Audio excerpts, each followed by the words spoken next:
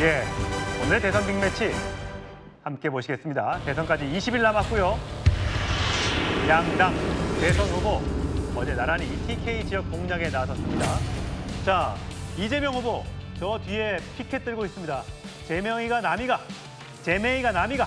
네, 이런 구호가 울려 퍼졌습니다. 함께 들어보시죠.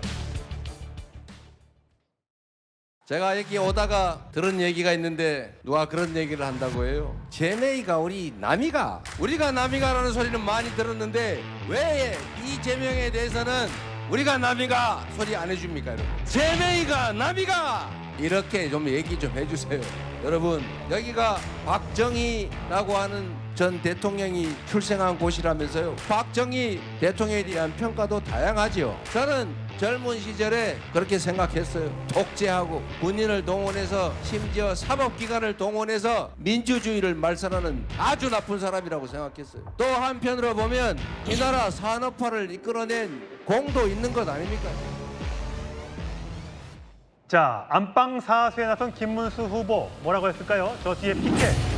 문수 형, 테스 형, 세상이 왜 이래. 예, 저렇게 피켓을 들고 있습니다. 자, 박정희에게 꽃을 무슨 얘기일까요? 들어보시죠. 박정희 대통령께서 한일 회담할 때 저는 반대했어요. 중학생이었습니다. 고등학교 때는 박정희 대통령께서 삼성 지원을 한다 할 때 반대를 했어요. 제가 주동자라고 몰려서 공생학을 받았습니다.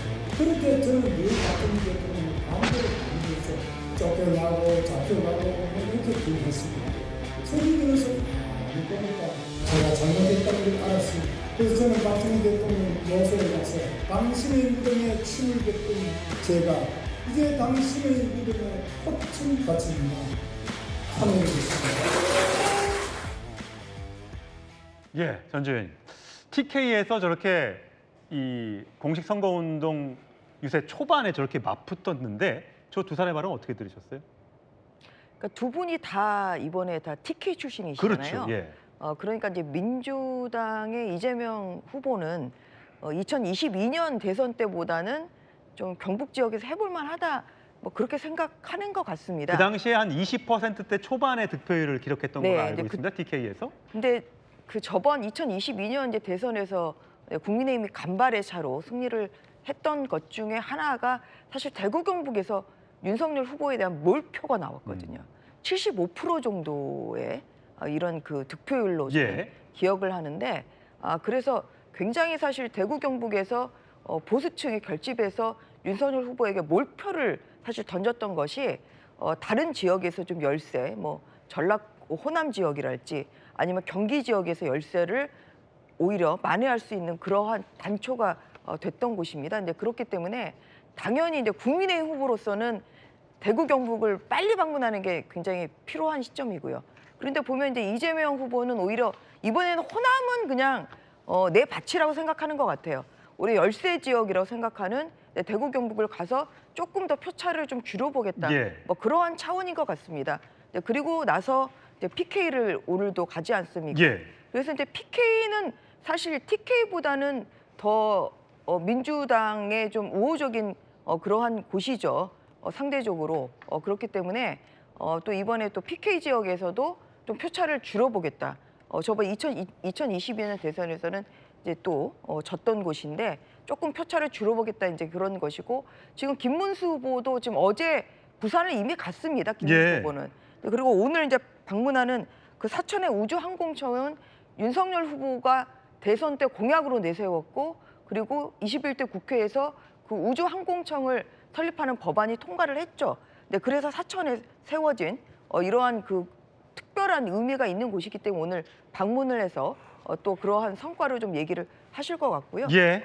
그렇게 좀 예상을 하고 있습니다. 예, 아까 앞서 제가 뭐 예. 잠시 노래도 불러드렸습니다만 양당 후보를 지지하는 그 손푯말 이게 굉장히 화제입니다. 지금 박세현 의원은 공보단에 계시니까 네. 저 제메이가 남이가 저거 혹시 의원님이 만드신 거예요? 제가 만들지는 않았겠고 하여튼 저 공보단에서 했겠죠. 홍보하고.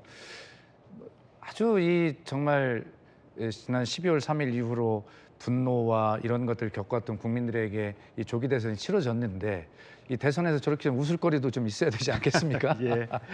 또 이재명 후보 입장에서는 사실은 고향인데 나도 좀 봐주세요라고 애교 있게 또 호소하는 건 아니겠어요? 저것을 어떤 뭐 지역 정서에 호소하고 옛날처럼 우리가 남이가 뭐 이런 것은 아닌데 어떤 저런 또 볼거리를 웃을거리를 만드는 것도 후보가 해야 될 일이라는 생각이고요. 지금 이제 전주 의원님께서 잘 분석을 해주셨는데 이 후보들이 지금 TK, PK에서 이렇게 일정이 겹치는 이유가 있어요. 그것은 뭐냐면 이 지금 소위 이 비상계엄이라고 하는 이 탄핵의 문제에 있어서 PK와 TK가 아무리 국민의힘의 지지가 강세인 지역이라 하더라도 이것은 잘못된 거야 라고 생각하는 보편 타당한 생각을 가진 중도층의 유권자들도 꽤 많으신 거거든요. 이 문제에 대해서. 그렇기 때문에 국민의힘에서는 이재명 후보가 이곳에서 그러한 어떤 표심을 잡아갈까라고 하는 것을 지켜야 되고 이재명 후보와 민주당 입장에서는 그러한 어떤 탄핵의 강을 아직 건너지 못하고 있는 국민의힘의 표를 분산시키기 위한 아주 핵심적인 전략적인 선택일 수밖에 없지요. 예. 그렇기 때문에 이 지역에서 일정이 지금 겹치고 있는 것이다 이렇게 보시면 되겠습니다. 예. 동선을 보면 전략이 보인다고 하는데 실제 그런 것 같습니다. 자, 이준석 후보도 TK 지역을 어제 찾았었습니다. 지지를 호소했는데 어떤 발언을 했을까요? 들어보시죠.